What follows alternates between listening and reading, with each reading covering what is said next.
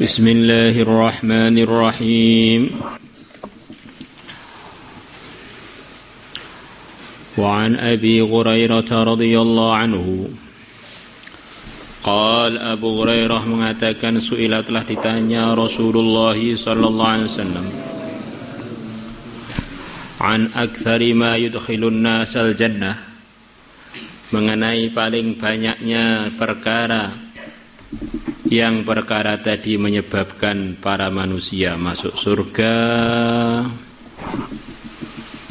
Perkara apakah yang paling banyak jadi asbab orang masuk surga? Faqal, maka Nabi menjawab bersabda, taqwallahi, perkara yang paling banyak memasukkan orang ke surga adalah bertakwa kepada Allah. Wa husnu khuluqin, dan bagusnya budi pekerti. Masya Allah. Apakah takwa saja enggak cukup? Takwa itu kan sudah artinya mengamalkan seluruh perintah, menjauhi larangan. Kenapa di sini ditambah ataf lagi wa husnu khuluqin, dan bagusnya akhlak? Sebagian surah mengatakan wawu di sini ini wawu tafsiriyah, wawu yang menjelaskan maksudnya takwa Allah. Takwa Allah itu akan terwujud kalau orang itu akhlaknya baik. Maka Rasulullah SAW pimpinannya orang yang takwa. Pujian Allah kepada beliau adalah akhlak beliau adalah akhlak yang agung. Kalau akhlak yang agung maksudnya takwanya agung, gitu. Saya ini takwa tapi akhlaknya buruk. Nah, jadinya takwa-takwaan. Takwa, takut istri tua.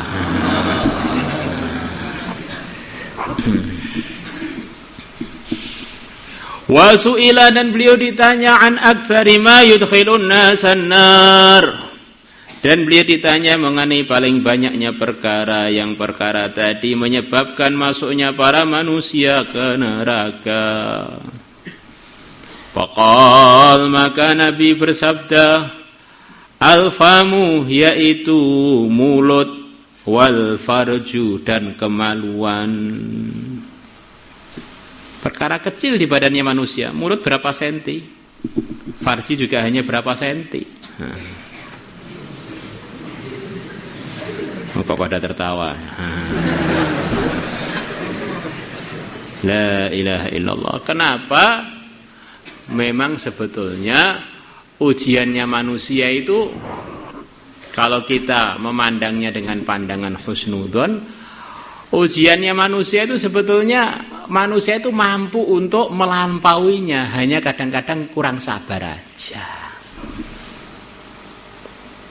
Maka sebagaimana hadis yang telah lalu, tidak ada kehati-hatian melebihi menahan diri. Kalau orang mau menahan mulutnya dari berbagai macam penyelewengannya mulut, maka nanti hatinya akan lurus. Kalau hatinya lurus, ala inna fil jasadi la mudghatan idza saluhat saluhal jasadu kulluh, hatinya pun jadi lurus, akhirnya memerintahkan anggota tubuhnya untuk lurus. Itulah diantara maksud firman Allah, ya ayyuhalladzina amanu taqullaha wa qulu qawlan sadida. Hai orang-orang beriman, takwalah kalian kepada Allah dan berkatalah perkataan yang lurus. Jadi orang itu kalau ngomongnya lurus, nanti hatinya terpengaruh jadi lurus. Karena kalau kita ini ngomong, itu pertama kali yang dengar kuping kita sendiri, kecuali kalau kupingnya kopoen ya insya Allah. Dengar kuping sendiri sebelum orang lain. Maka kalau kupingnya itu dengar dari mulutnya perkara yang baik, nanti kuping itu akan memberikan informasi pada otak, pada hati mengenai kebaikan tersebut. Maka pertama kali orang yang belum beriman pengen islah diri mau beriman, pertama kali mulutnya diluruskan. Urusan hati dia antara dia dengan Allah. Syahadat asyhadu an la ilaha illallah wa asyhadu anna muhammadar rasul. Mulutnya diluruskan, hatinya suruh ikut yang diucapkan oleh mulutnya. Kecuali kalau orang-orang bisu beda lagi. Oh, sing penting hati ini cangkem sak karepku. Oh. Kalau mulutnya enggak ada aturan, hatinya pun isinya adalah belepotan dengan berbagai macam kotoran. Lah mulut itu memasukkan bicara. Mulut itu juga memasukkan omongan-omongan, memasukkan makanan dari mulut. Kecuali orang sakit masuknya dari hidung. Nah, dengan karomahnya orang sakit. Nah. Jadi normalnya manusia itu makan pakai mulut. Wa min karomatihi annahu ya'kulu bi anfihi. Nah, termasuk keramat dia makan menggunakan hidungnya. Weh, serempot. Maka Nabi bersabda dalam hadis yang lain, kullu lahmin nabata min haramin fannaru aula bihi. Setiap daging yang tumbuh dari makanan yang haram, neraka lebih berhak untuk memakan daging itu. Maksudnya bagaimana kalau makanannya enggak benar? Nanti akhirnya ngajak kepada kemaksiatan. Maka pertama kali yang dibicarakan mulutnya benar, omongnya benar, makannya benar, nanti kemaluannya jadi benar. Bukan terus jadi kemaluan yang jalang, yang tidak ada aturan, akhirnya jadi anaknya anak jalang. Suruh ngaji ngantuk, ngeluyur semangat 45. La ilaha illallah. Rawahu Tirmidzi wa qala haditsun hasanun sahihun wa Ibnu Hibban. Wa an Anas radhiyallahu anhu qala laqiya, telah bertemu Rasulullah sallallahu alaihi wasallam Abu Dzar dengan Abu Dzar, faqala, maka beliau bersabda, ya Abu Dzar, wahai Abu Dzar, ala adulluka, maukah kamu tak tunjukkan, ala khoslataini, atas dua perkara, huma, yang dua perkara itu, akhafu ala dhahri, lebih ringan, ala dhahri, atas punggung, maksudnya di bawah itu ringan, dilakukan itu ringan, wa athqalu fil mizani min ghairihima, dan lebih berat di dalam timbangan amal melebihi dua perkara yang akan saya tunjukkan kepada kamu. Ada dua perkara itu ringan dikerjakan, tapi timbangannya berat. Qala Abu Dzar mengatakan, bala, iya ya Rasulullah, saya pengen diberitahu. Qala, Nabi bersabda, alaika, selalulah kamu kerjakan, tetapilah olehmu, alaika netepono sapa sira bi husnul khuluqi, kelawan api budi pekerti, selalulah bagus akhlak kamu.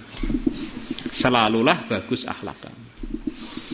Ya, alaika itu tidak akan dianggap ngerjakan dengan benar sebelum orang itu terus-menerus mengamalkan apa yang selepas perintah dengan alaika, isim fi'il amr ini. Alaikum bisunnati, itu harus ngerjakan sunnah rutin. Jadi kalau hanya pernah ngerjakan, itu bukan melaksanakan alaikum, ya pernah itu aja.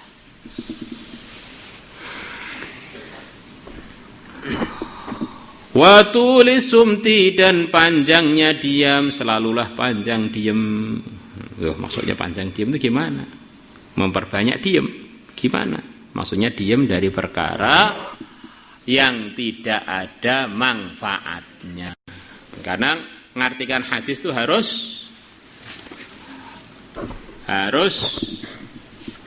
digabungkan dengan arahan-arahan agama yang di tempat-tempat yang lain.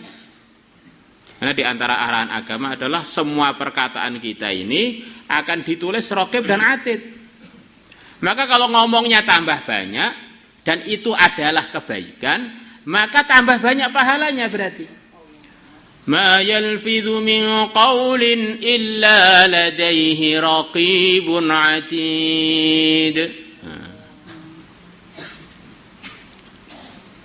Maka suatu hari ada seorang ulama besar di zamannya, muridnya Abu Hanifah, yang menggantikan posisi beliau selepas wafatnya Abu Hanifah, Qadhil Qudah Abu Yusuf, pimpinannya para qadhi muslim waktu itu. Beliau dikritik oleh beberapa orang dari kalangan masyarakat mengenai beberapa hal, di antaranya yang kami ingat, Abu Yusuf, saya dengar antum ini kok banyak ngomong, padahal sekian banyak hadis mengarahkan orang tuh suruh banyak diam, bukan banyak ngomong.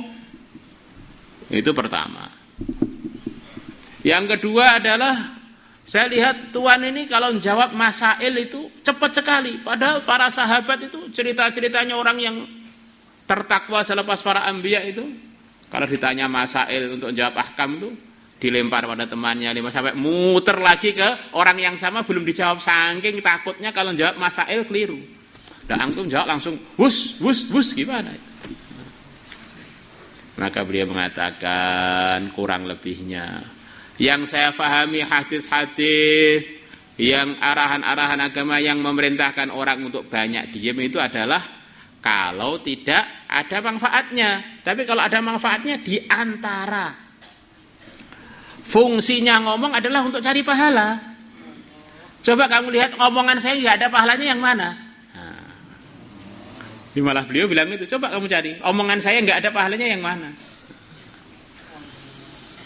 Yang kedua, mengenai saya jawab masail dengan cepat.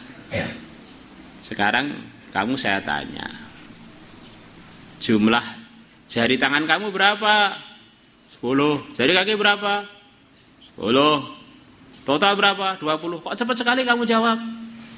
Lah sebelum antum tanya saya sudah hafal kok. Lah begitu juga, kebetulan masail-masail yang ditanyakan pada saya sebelum ditanya itu sudah tahu semua, maka saya jawab pleng gitu aja. Tidak perlu jari kamu berapa? 1, 2, 3, 4, 5, 6. Enggak perlu begitu. Paham?